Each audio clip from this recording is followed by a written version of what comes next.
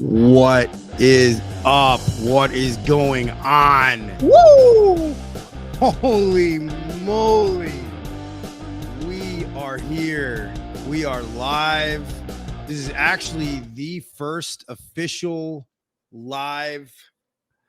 I'm getting you uncomfortable, baby. This is the official fully live stream podcast of Sales Tales. So I was in this house. I have an extraordinary human being on with me today. So without further ado, I will introduce the OG, the master of the hustle himself, Mr. Jason Walker. Let's go. Oh, man. What is up, Everett? Dude, I'm super excited to be on the Sales Tales podcast. So, Jason, before I get into the rules, because there's rules, okay? Why don't you introduce yourself for those that are listening, don't know who you are. You had to be living under a rock, but for those who don't know who you are, tell them who you are. You know, they call me J-Dub Moneymaker. I'm the guy that's making HVAC sexy to the younger generation is what I say. Started off with the podcast HVAC Masters of the Hustle, which elevated me to be a trainer nationally, helping people learn what's possible in the trades, which then explored to me throwing massive events, and we're high energy. We're a lot of fun. And man, do we know how to make an impact. Yeah. And you coach what, 100 companies or so? Yeah, I'd say, it depends on what platform, we got platforms that we have several hundred, which is our subscription base, but typically our on-sites, everything like that, we're typically going about 50 to 100, I'd say, on-sites, depending with all my coaches. So, so this becomes really interesting. So this is going to be the first podcast I think that you've done where no one's selling anything. Nah. No business processes. No, how do you improve your business? This is the dirt that I don't talk about. I'm going to let you all know. Shit happens in the trades, right? Shit happens in HVAC. And I'm going to tell you all, I have been in some crazy ass moments, and I'm going to be sharing it live with Everett. And I don't think I've ever told these stories. And these are stories that are, hilarious. They're fuck up moments, right? Like, you got to learn from your mistakes, right? I'm not perfect, y'all. We do all mess up for sure. So, okay. So here's the rules. Okay. Now, rule number one, it's everything's in good fun. Okay. Rule number two, if you're offended, and I'm talking to listeners, you're the problem. Because it's all in good fun. Number three is don't be a douche, which we don't have to worry about that. And number four, stories must be true. So pretty simple, 4 ground rules. And from what I understand, J-Dub's got some zingers. So pop it off. What's first? What do you got? All right. So I'll pop it off with this one. So a lot of people love, we'll say Indian clients, right? I hear it all the time. And so I would say that I'm pretty good at selling to Indians. And so, not to be offensive or anything, but I'm a person that learns culture, right? And so this is a really strange but funny story. And I happily involved this homeowner with a brand new system, all the bells, all the whistles. And at the end of it, this gentleman looks at me and he's sitting in front of me, and there's this bowl in front of us. And it looks like muddy, nasty, mucky water, right? And there's a sponge in it. Like, I'm not talking about I'm talking about like a dish sponge. And so at the end of this sale, he wants to celebrate. And he goes, "Oh, I got this drink for celebration. You want to take it, right?" And I'm always a person that's like, all right, let's celebrate, right? I am a person that if I was on a sales call and they want to take a shot with me, I'll go take a shot to celebrate with them. I was that type of comfort advisor. And so I took a shot of what I believe is kava. I believe it's like a root of a plant. And so when I shot this thing, all of a sudden, fast forward maybe like a minute, my mouth goes numb. My throat starts going numb. And all of a sudden, I find out that this is like a root from like an opiate plant. And it's like, I don't know, some people hallucinate off of it, I think. So that was like a one and done, one time only type of situation. And I mean, it's just wild, right? The things that we run into. Another story that I wanted to talk about real quick, unless you had some questions about that one. Like, so in that moment when you drank the kava and it was I didn't even want to drink it, dude. Like, you got to put yourself in this situation, right? You're sitting at a table and the guy puts a cup in front of you and you think he's going to pour something in this cup, and he reaches in a bowl and grabs a sponge and squeezes it in the cup. And now you have to take the shot with him. But what was the sponge? It was just like sponge. It was just the way to get it in there. I don't know. So the guy was soaking kava on a sponge. That's what it was, man. Crazy. Are you sure? I don't, Jason. I don't think he was a dude. I think he gave you. He said all it was I know kava. is it was like a root, and he was like sitting there and he was grinding it up. It looked like muddy water. I thought he was gonna take it and like pour it in my cup, and it was just like, nope. Grab the sponge, squeezed it in, put it in my hand, said salute. Yo, I don't think you were drinking. I don't think you were drinking kava, man. That's the weirdest thing I've ever seen. I mean, the soaking of the root part, like I kind of understand that, but yeah, that's weird, man. Oh man. All right, so you got numb, and then you were just like, okay, I'm bouncing out of here. I'm done. Yeah, I went and I was like, what the heck did I drink? And I went into my car and I'm researching it, and I'm like, oh shit. So I called dispatch and I'm like, hey, I just drank some stuff. Hey, I'm telling you, if you want to take the rest of the day off, right? I called dispatch and I was like, hey, my stomach's not feeling good. My mouth is numb. The client gave me some weird shit to drink. And yeah, I got to take the rest of the day off. Wow. What else you got in the arsenal there? Oh, let's talk about me selling a client a system, and after the install, finding out it wasn't their house. Yo, what? Uh-huh. Wait, what? Yeah. So here's the scenario. Okay. I'm dispatched to call. I drive to the call. It's an elderly gentleman. I'm going through my comfort survey. I'm sitting there at the table, and you know what? He's old. So I'm like, I got to involve a kid. So luckily, hey, you know what? The daughter actually lives with them. So I'm like, cool, two birds in one stone. I don't got to reset the appointment. Don't got to get anyone on the phone. She joined us at the table. And so after all said and done, happily involved them. Set them up for an install. Install guys get to the job. They start doing the install. Install is completed. I get a phone call. Who the fuck is on my roof? Get them off my goddamn roof. And I'm like, whoa, hang on. What's going on right now? And he's like, I just got home and I got your workers up on my roof installing a system, and I never okayed this. And I'm sitting there and I'm like, what just happened? So here's the story. I had the older gentleman, the daughter, right?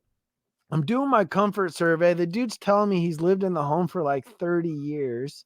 something like that. Daughter's sitting there and she's like, yeah, just agreeing to everything. And I'm like, okay. Long story short, I ran through financing. They got approved.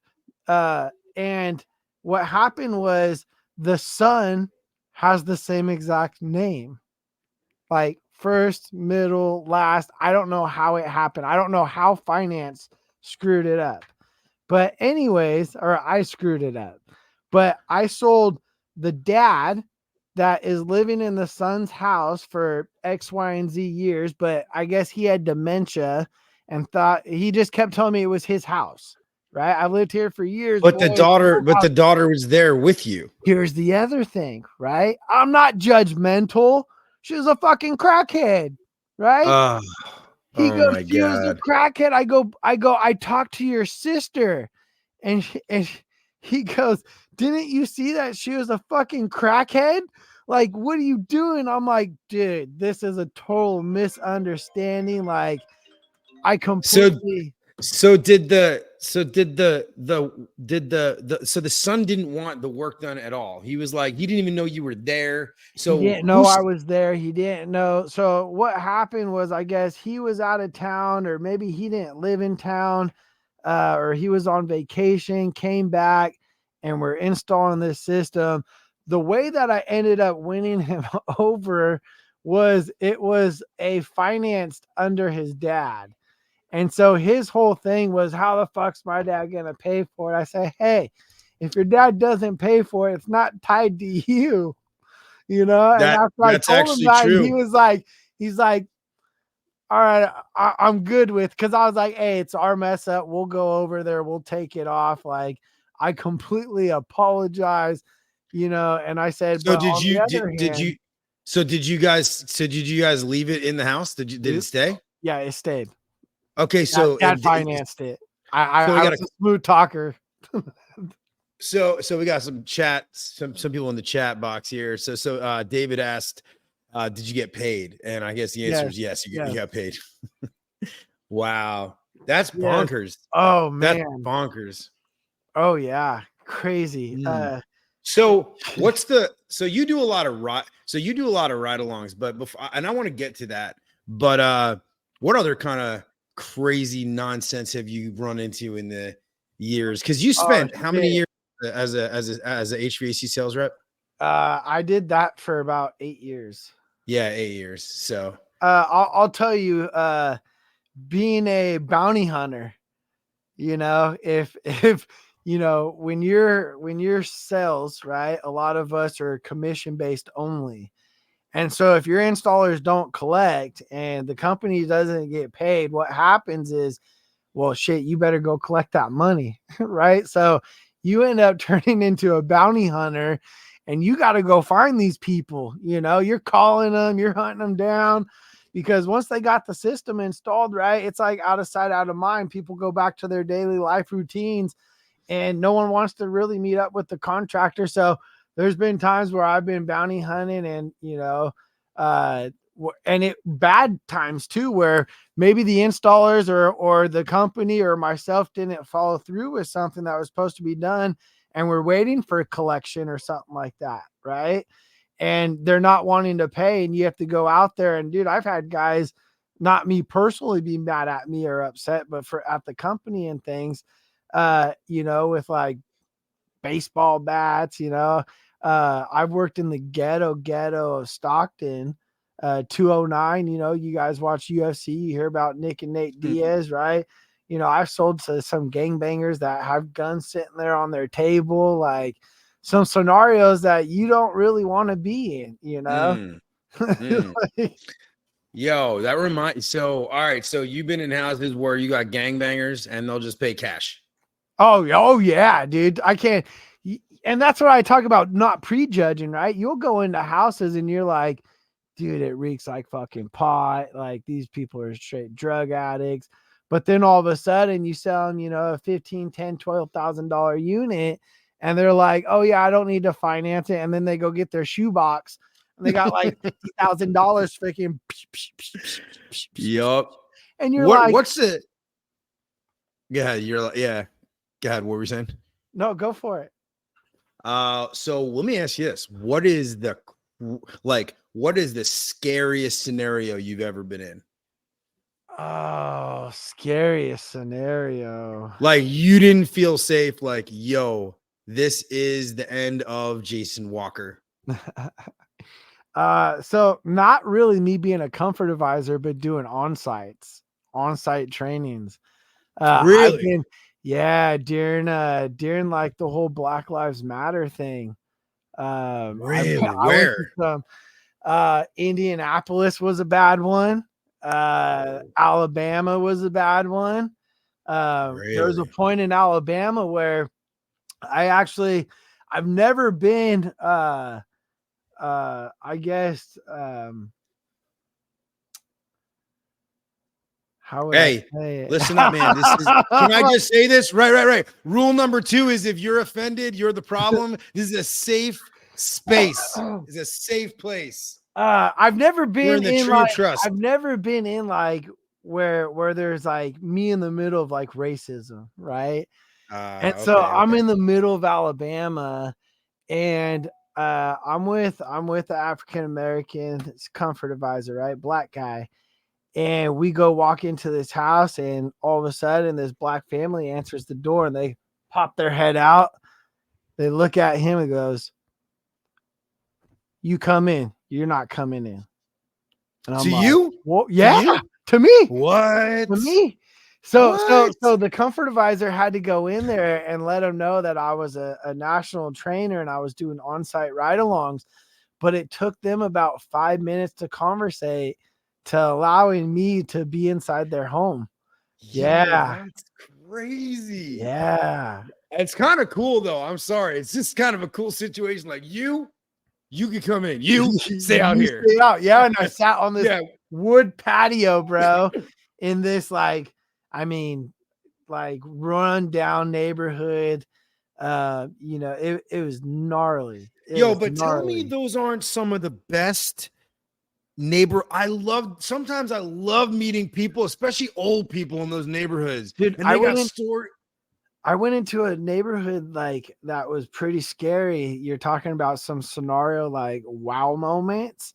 Some scenarios where like I went into the basement and the kids are sleeping on like mattresses, and there's like you see chains and shit. Oh, Like some whoa. gnarly stuff, and you gotta go report that stuff, right?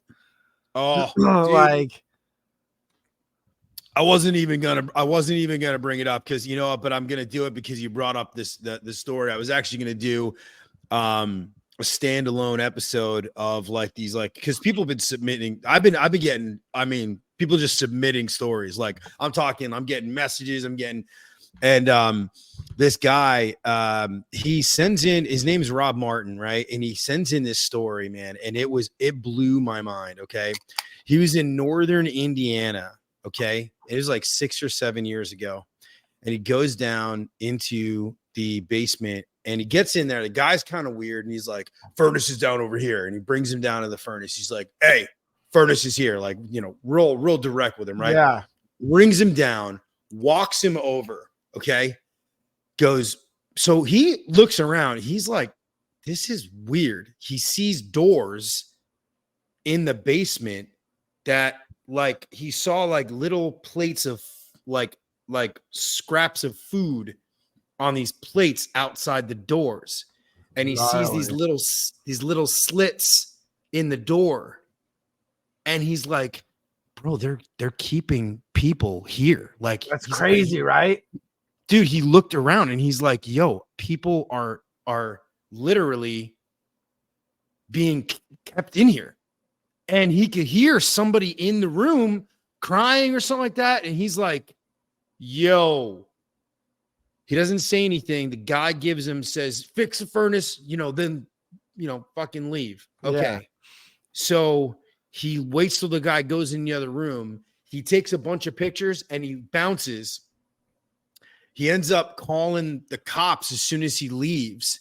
Detective calls him up, goes, brother, he's like, I'm so happy that you called in. He's like, we have been trying to get a search warrant in that place for a long time. And he's like, so they went in there, bro, and dude, dude, he saved like 3 or 4 girls, bro. That's Saved their lives. amazing. Saved their lives. Listen to that, right? So I don't know the follow-up of the story of when I went down in that basement, but I could tell something was up, but I did report it. And then there's been scenarios, or not scenarios, but there's been a scenario where I went to a house that the guy was deceased, and then I had to get interviewed. So you got there and the dude was dead? Yeah, I got there and he was already dead in the house. He didn't answer, right? But they had it on the Zoom or whatever it was that I was out there or whatever. So they had to yeah. Stuff, and you came in and you were like, I went out and I'm gonna pop this guy. Yeah, I went and did an estimate, and I think it was an old lady or something like that. She was already unfortunately deceased already in her house before we went out there. No one could get a hold of her or anything like that. And they ended up finding her just from like age. She was really old. Huh. So tell me like the weirdest actually, I'll tell you what. I know you got a bunch written down, man. Go ahead. What do you got? No. Tell me. What do you want? I'm thinking like, what's the weirdest scenario you've been in? Just like something that you're like, you can't explain. You're like, what is going on here?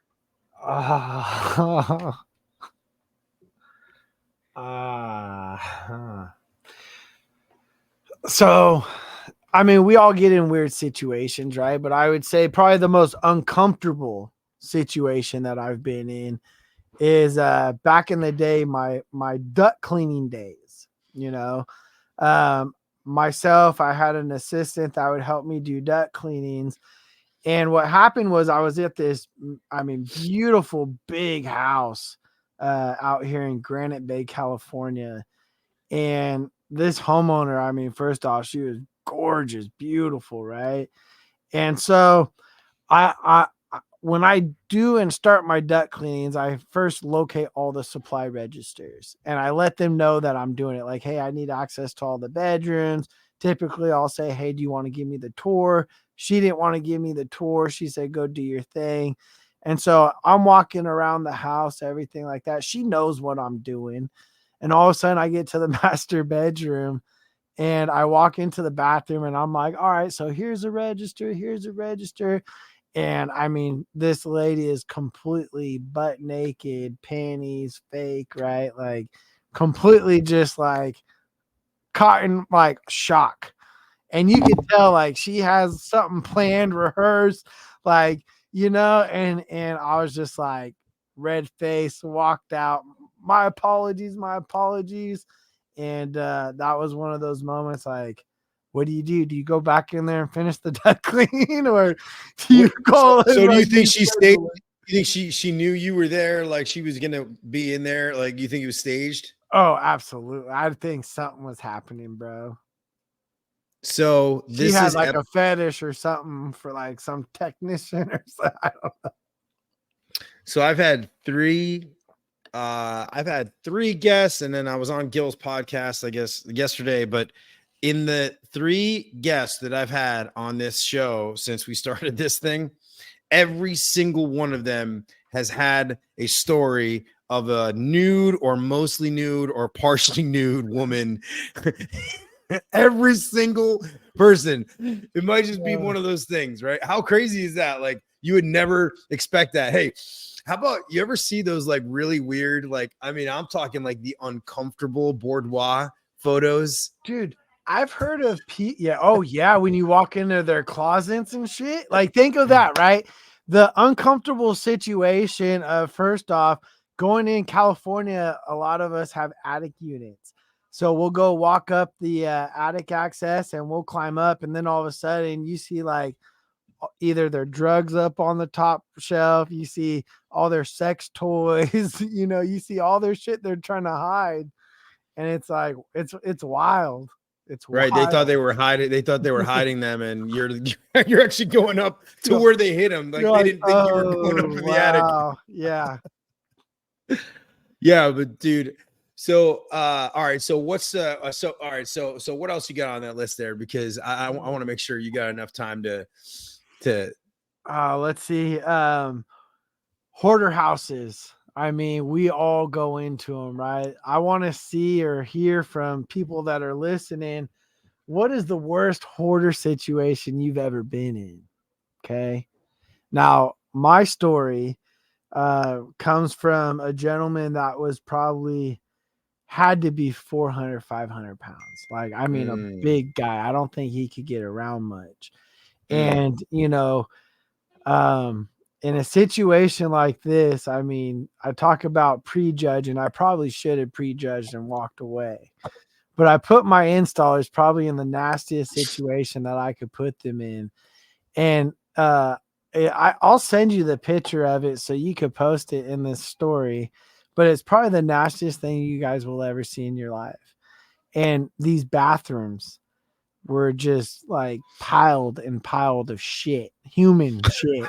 Oh my Like the guy hasn't flushed his toilet in years, where it's God. just literally going over the Oh, toilet. And oh, I'm talking about everywhere, like oh. painted on the walls, like it's disgusting, right? And I happily involved them. I didn't go in the bathroom more than just like doing the quick heat load calculation or whatever, right? But I mean, hoarder stories are disgusting, right? The things that we walk into, I've got into situations where they actually use the return inside the wall, like under the staircase or something, and they put the cat litter box in there, and the cats go in and out and everything like that, and Oh, it's like and they don't even realize don't that. even Oh my realize it, right? God. Oh my gosh. Like just Wow. nasty, nasty, nasty stuff. So, I mean, not even just hoarder situations, but back in the day when I was an installer, I did an install at a nudist colony. That's interesting. Ha- uh-oh. Yeah, I hear. Mom's here, so Uh-oh. it's good. You got, yeah. Hey, that's a good story. So yeah, you recently, right? You adopted a baby. Yeah, yeah. So, I'm a Yeah. big advocate about adoption and everything like that. And my wife and I, we finalized our youngest little JC. He's 3 years old. We did finalize that about 2 years ago. So we weren't even on a spectrum of adopting. We told our social workers not to close our file, but not to like bring awareness to us because we were just not interested. And God works in mysterious ways, Everett. Mm. We got blessed with the phone call the week of Thanksgiving. And I was able to take my daughter home on Thanksgiving and met her at the hospital. She was a newborn and she was born a month early. And unfortunately, with the situation of the parents, she needed a forever home. And God challenges us, and it hasn't been a easy battle the last 2 months, with her being a preemie and everything like that. She's on a feeding tube.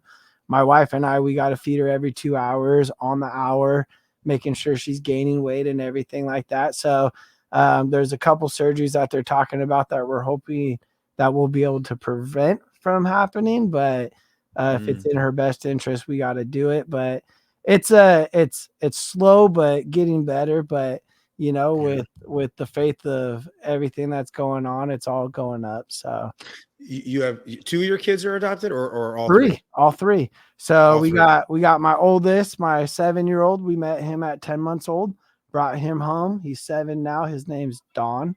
Then we got little JC. We brought him at 8 months, and he's 3 now. And then little Mackenzie. That's amazing. Hey, and I said this on one of the other episodes, but so I commented on that video that you sent out when when you adopted, and it was a very emotional video. And I was and I know this is a little off topic, but I wanted to bring this up too. So Yeah.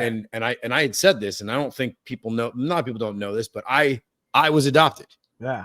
And I made mention, and it was, it's I am always so happy when I see people who go down that path. First of all, I know the lists are very, very long for parents that actually want to, that want to adopt. But on the other hand, there's so many kids that don't get adopted. So it's so crazy to me. And so I can't be a bigger advocate. And so like, it made my heart swell like so many sizes to see like, dude, I got a buddy of mine who, has adopted 3 kids, and I thought it was just 2, but anyway, so God bless. I mean, I'm super happy. I know a little off topic from the it's all right, dude. But you know what, dude? I mean, dude, honestly, bro, I mean, it's incredible what you've done, and the fact that you've adopted these kids and they're going to have incredible lives, and they're going to see a father who is such a hard worker and goes out there and gets it, and he goes after it. And you can't, there's no greater lesson than the stuff that we're talking about, all those experiences, thousands and thousands of homes that we were in. Yeah. There is no greater lesson in the world than teaching, your kids, the lessons that you've learned along those paths. Yeah. And then you're sharing that with other companies. You're sharing that with other guys around the country. So super cool. And that brings me to my other point. I talked to Gil about this last night, right? So tell me that these experiences in houses, right, haven't shaped you. Like you haven't met somebody or many people that in your sales career where you're like, you went home, you told your wife about that person. You were like, yo, listen to what happened. Do you have a story like that? You have a story where you're like, man, I just met the most incredible person. Oh, I too many stories to even talk about, because that's one thing that we talk about is understanding getting on that deeper level, right? So, I mean, to the point where people open up and they tell you like, I had a situation. This is actually a really cool story to talk about. I did an on-site and I was preaching about people don't know us inside the houses, right? And if you could connect with them, they'll tell you the craziest shit. Okay. And so I'm walking around the house. I have a great relationship with this lady. And all of a sudden I see the craziest thing randomly on her counter, like on this, not on her counter, but like on this display, on this beautiful display on the wall. And it was the most random thing because it was an A1 steak sauce bottle. I'm like, what the heck is this like A1 steak sauce bottle just sitting here, right? But the story that came behind it was something that I would have never thought about.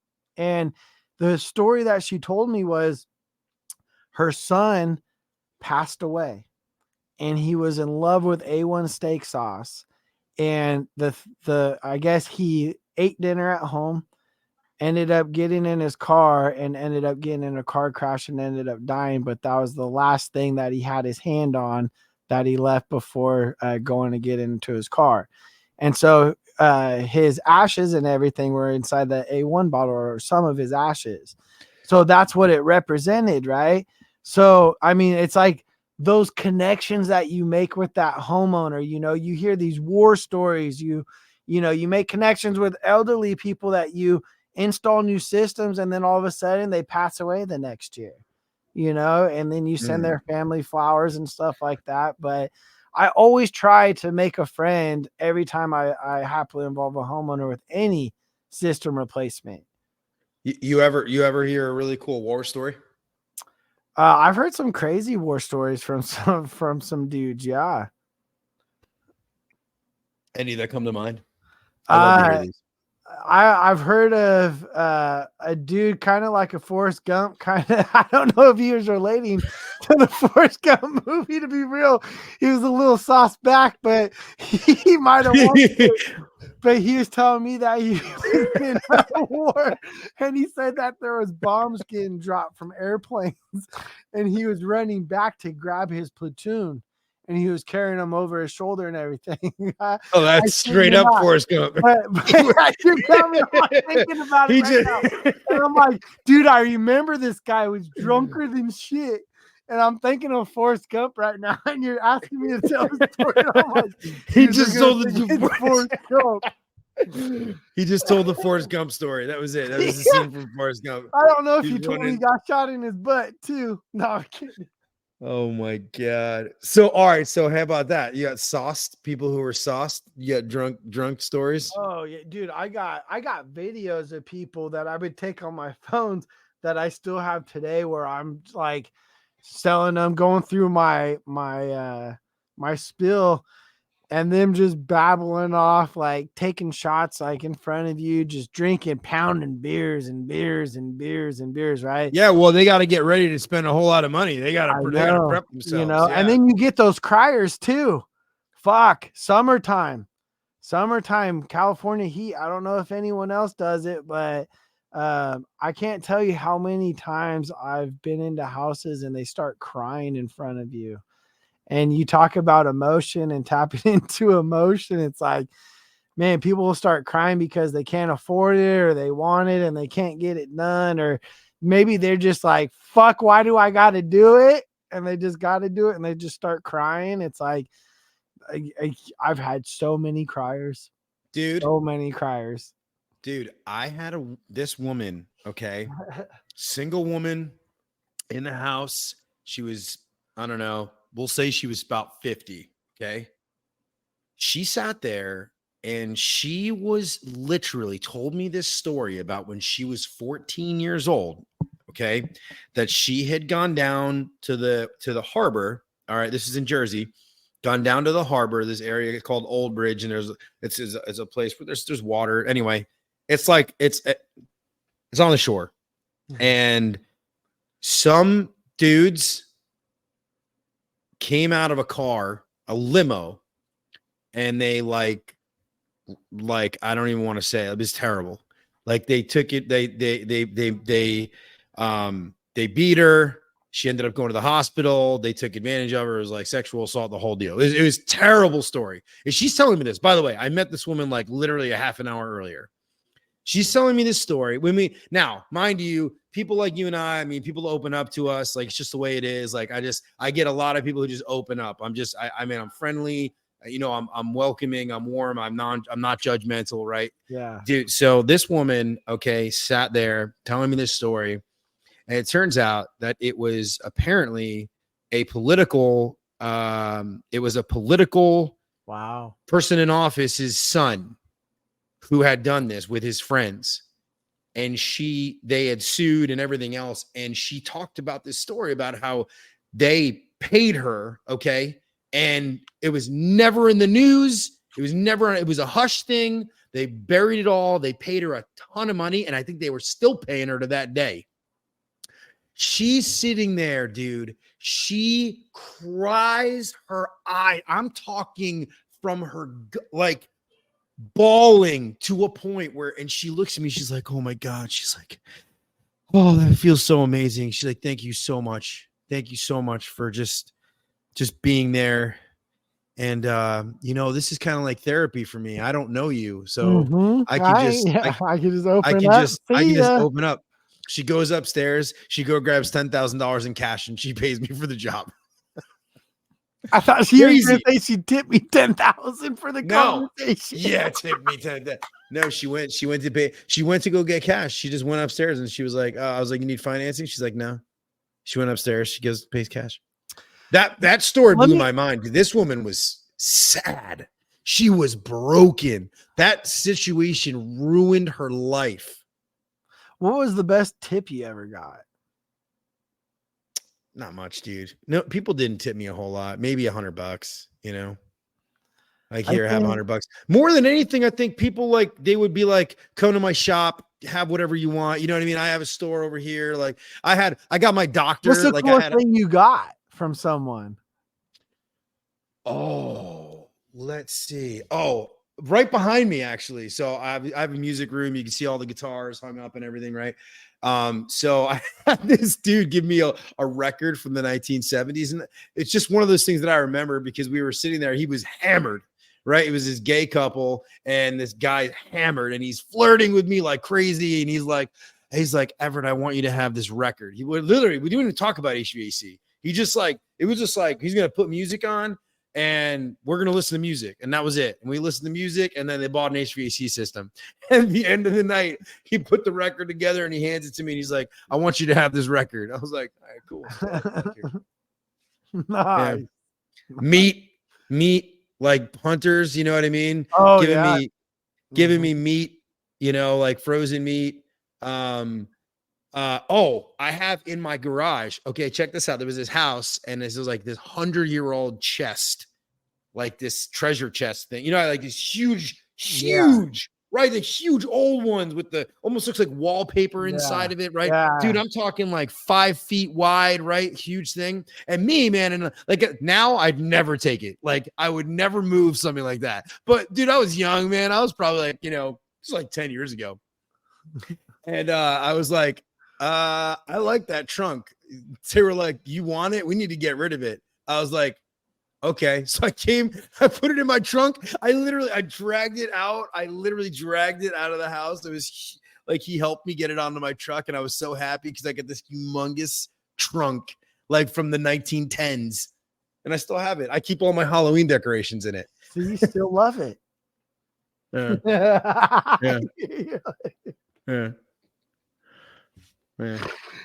Yeah. Not so much. Yeah, not anymore. Let's see. The nudist colony install. I did an install at a nudist colony, which was like kind of crazy. You know what that is, right? A nudist colony? Yeah, it's people are walking around naked. Yeah, but there was tons of them. and you're just installing. It's a lot of naked people. It's a lot. Like, it's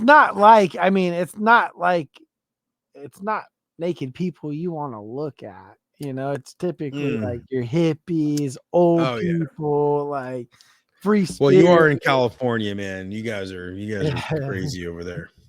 But yeah, man, some wild stuff I've been in, you know, the last 15-year journey of doing this crazy trade.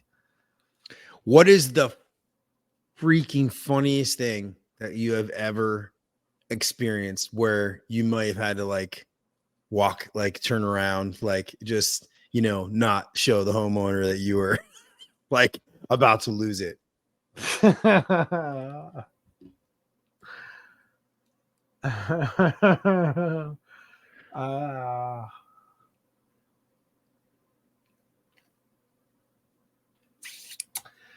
Homeowners having like arguments in front of you. And what I'm saying is when you could purchase an HVAC system, it could be a stressful situation, right? And I've had homeowners have straight up like arguments, like uncomfortable arguments where you do want to pack up and leave. Like, so maybe not like laughing, but it's like, holy crap, awkward. Yeah, we talk. It's so funny you say that. Somebody said in the chat on Gil's podcast said that they think that that's like they don't want to buy, so they start arguing instead. It's like I don't know. I think there's part. I don't know. This was a bad one. Yeah. Oh yeah. Like slamming doors and like just like, holy crap, you really doing this in front of someone that you don't know? Yeah. So there's this dude, and he was, I guess they were getting divorced, and he was there, and so he still owned the house, and he berated. He was like, "Oh yeah, woman, like, oh yeah, well that's why you're ugly." Like literally, like would sit right in front of me. "Oh yeah, is that right? Oh, is that right?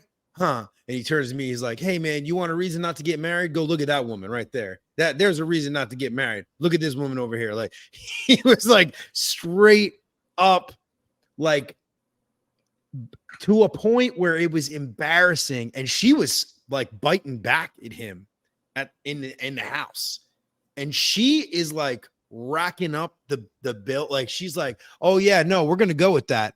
Oh yeah, I'm getting the 2-stage. Yeah, that variable speed sounds fantastic. Oh yeah, no, I'm getting, oh, you got Nest cameras? Oh, we need 7 Nest cameras, a doorbell, and because I was doing like home automation and stuff like that. And she was like, oh, and he's like, oh, are we now? Are we? Oh, yeah. You think I'm paying for this? Yeah, you're paying for it. It's your house. And this is what we're having. You don't like, it was, I mean, back and forth. And they ended up buying. He ended up buying. Like, you paid us. I was like, okay. You're like, crazy Stuff, man. Yeah. Oh, man. Let me ask you this. Do you have anything that is like the saddest situation that you've been in? Like something where you just left the house and you were like, yo, that was so sad. I got to get out of here. Yeah, I mean, I do talk about this though. People probably have already heard it, but when I worked at Bell Brothers, there was a scenario or a situation where there was a family that was diagnosed with cancer, and the little girl she was like a little 6-year-old girl, and they couldn't afford a new system. They had their house tested. It had like mold, everything all through their ductwork, their system, things that were extremely deadly for her to breathe. And like, I was there for like 2-3 hours trying to help them out, trying to get them financed, but their FICO score just completely plummeted with all the medical bills, and there was nothing they could do. And I mean, I left and the whole family was just in like tears. And then I went back to the office, and Ken and Jerry ended up installing the system for free. But that was like, I mean, you talk about working for the right people, right? And like that was probably like the craziest scenario where like I left the house and I was just like, whoa, like this sucks. There's nothing I could do.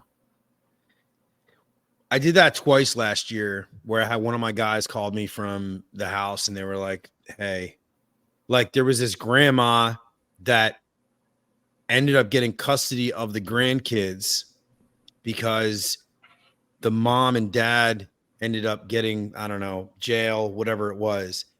And she was literally like borrowing money to buy groceries just to feed the kids, and no credit, no nothing. And we ended up, he called me. He's like, hey, we gotta do something here.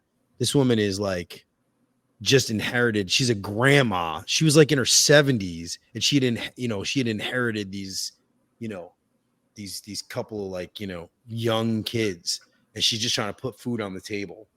And so we ended up doing this system over there for free. And I called her and I was like, hey, I'm just letting you know, like, we're doing this. I'm ordering it up. I've got like a unit in the warehouse.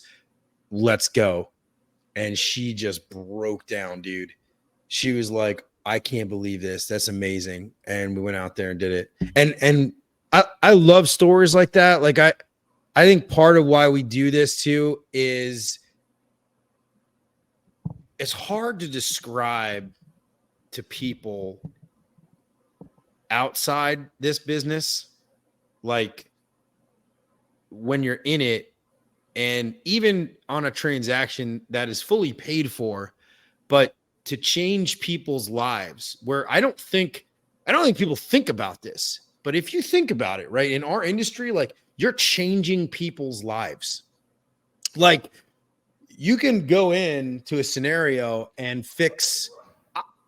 I've had moms call me back and say that their son's asthma doesn't bother them anymore because of, anti-germicidal, systems installed and duct cleanings and sterilizers and all sorts of stuff. And they're like, you have no idea. I had a woman who literally, I went back to the house and she was wearing oxygen in the house for 2 years straight. She had COPD and all these kind of things. And she invited me back. She's like this older woman in her maybe early 80s, late 70s. She invites me back in. She comes in. Her daughter wasn't there at the time. And she goes, I want to show you something, Everett. And she takes the oxygen off. She's like, I didn't even want to tell my daughter, but I've been walking around the house and I've been doing errands without the oxygen on for the first time in 2 years. And that's because of the recommendation that you made and what we've got going on in here. And that was like a full gut and UV and anti-germicidal lamps and dehum, like also the just bringing the humidity levels down, right? Like having the airflow, having better airflow in the house, having better, circulation, media air cleaners, the whole deal. And literally this woman took the oxygen off of her nose to show me this, invited me back. And that was the coolest story like ever. It made me feel so amazing. And that house smelled musty when I got there. Like originally when I first went in the house, it was musty. Like it was like, okay, there's a lot of organic growth going on in the air. Smell it in the air. Yeah. So yeah, man. So while we get wrapped up here, I think we've almost spent about an hour together. You have any sort of lingering scenarios, lingering stories you want to share with the world, J-Dub Moneymaker?